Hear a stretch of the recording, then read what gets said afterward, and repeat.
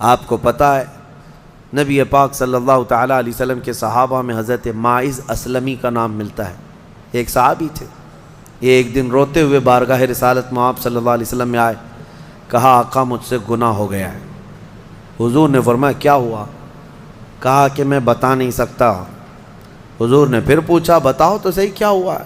کہا بولتا ہوں تو منہ کو کلیجہ آ جاتا ہے. کلیجہ منہ کو آ جائے اس طرح کی چیز ہے میں نہیں کہہ سکتا. حضور نے فرمایا بتاؤ ماعز تمہارے لیے ہم ذریعے حل تلاش کر کے بتا دیں. انہوں نے کہا یا رسول اللہ مجھ سے زنا ہو گیا ہے. اتنا کہنا تھا نبی پاک صلی اللہ علیہ وسلم نے اپنا چہرہ پھیر لیا. صحابی ہیں حضور کے. خطا ہو گئی میرے آقا لیکن آیا ہوں آپ کے دربار میں. جب حضور نے اپنا چہرہ پھیر لیا اب بچا کیا تھا؟ اب وہ رونے گڑ گڑانے لگے, قدموں میں گر گئے. اتنا روتے رہے اتنا روتے رہے. اسی کو شاید امام اہل سنت فاضل بریلوی نے ترجمانی میں اشعار میں یوں کہا ہے یا رسول اللہ تجھ سے جو منہ چھپاؤں تو کروں کس کے سامنے. کیا اور کسی سے توقع نظر کی ہے؟ بد ہیں تو آپ کے, بھلے ہیں تو آپ کے, ٹکڑوں پہ یہیں کے پلے ہیں, رخ کدھر کریں؟ نبی پاک صلی اللہ تعالیٰ علیہ وسلم نے پھر ان کو اٹھایا اور پوچھا بتاؤ ہوش میں ہو, ہوش و حواس میں کہہ رہے ہو؟ حضور نے جب پوچھا کہا ہاں میں ہوش و حواس میں کہہ رہا ہوں. کہا تمہیں کوئی بیماری, کوئی غشی, کوئی نشہ تو نہیں؟ کہا نہیں میں ہوش و حواس میں کہہ رہا ہوں. 3 مرتبہ جب پوچھا تو انہوں نے اقرار کیا. صحابہ سے میرے آقا نے فرمایا دیکھو ماعز اقراری مجرم ہے, اسلام میں سزا ہے, یہ شادی شدہ ہے, لے جاؤ اس کو سنسار کر دو, سنسار کرو. خود میرے آقا صلی اللہ علیہ وسلم سزا میں تو نہیں گئے, صحابہ کے حوالے کر دیا.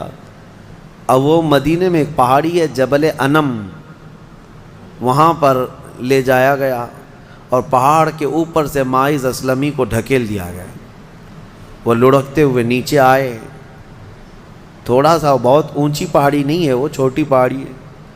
پھر وہاں سے جتنے صحابہ تھے ان سب نے پتھر مارنا شروع کیا اور سب اتنے پتھر برسائے گئے تھے کہ ماعز اسلمی کی روح نکل گئی, انتقال ہو گیا, زخمی حالت میں تھے. جب واپس آئے میرے آقا صلی اللہ علیہ وسلم غمگین تھے. اس وقت صحابہ سے پوچھ رہے تھے بتاؤ ماعز کے ساتھ کیا کیا تم نے؟ کہا حضور سب ان کو سنسار کر رہے تھے. ایک صحابی آگے بڑھ کر کہتے میرے ہاتھ میں اونٹ کی ہڈی تھی, وہ لے کر کے میں نے مارا تو ماعز کی کھوپڑی پر لگ گیا, خون کا فوارہ اچھل کر میرے بدن پہ آیا. میں نے یہ کہا یہ کس پاپی کا خون لگ گیا, یہ کس خطاکار کا خون لگ گیا. میں کپڑے جھاڑ کر کے باہر آ رہا. میرے آقا صلی اللہ تعالیٰ علیہ وسلم کو بڑا غم ہوا, کھڑے ہو گئے, کہا یہ جملہ مت کہو, ماعز نے موت سے پہلے سچی توبہ کر لی. سزا تو دینی ہی تھی, اسلامی حکومت ہے تو سزا دی جائے گی, صرف توبہ کافی نہیں ہے. توبہ کر لی لیکن اب اس کے لیے برا جملہ مت کہو.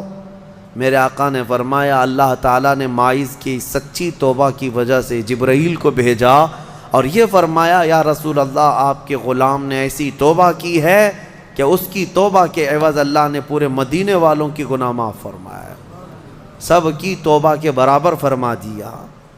میرے عزیزو سزا تو دی گئی.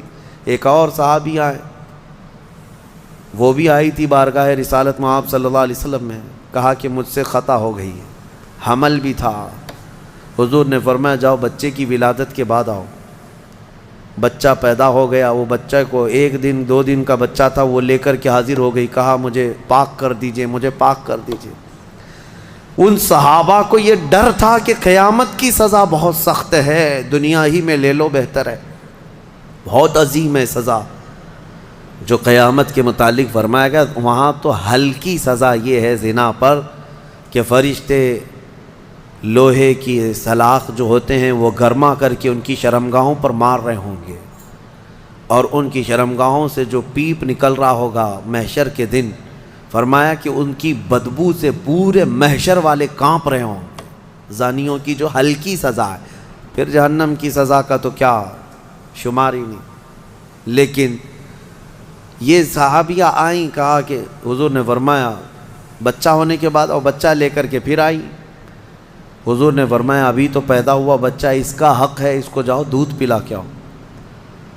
حضور پاک صلی اللہ علیہ وسلم کے پاس سے وہ گئیں، 2 سال تک دودھ پلایا، اور پھر جب بچہ تھوڑا بہت چلنے پھرنے لگ گیا، غلط صحیح کو پہچاننے لگ گیا، تو آئی حضور کی بارگاہ میں، کہا یا رسول اللہ اب میرا بچہ میرے بغیر رہ سکتا ہے، یہ صحیح غلط کو پہچاننے لگ گیا، اب دودھ بھی چھوڑ چکا ہے، مجھے پاک کی کریں۔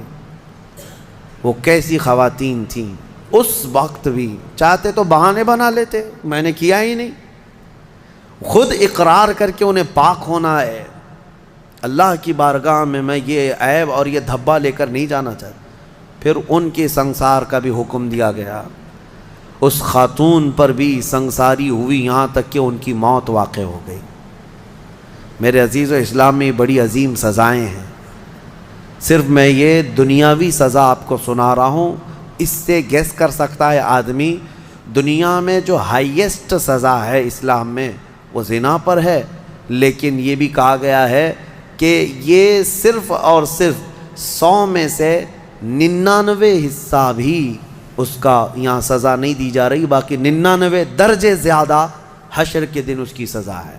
اگر وہ توبہ کے بغیر مر گیا، اگر وہ پاک ہوئے بغیر مر گیا، اس سے 100 گنا 99 گنا زیادہ جو یہاں دنیا میں سزا دی جا رہی، اس کا 99 درجے زیادہ حشر کے دن وہ سزا پائے گا۔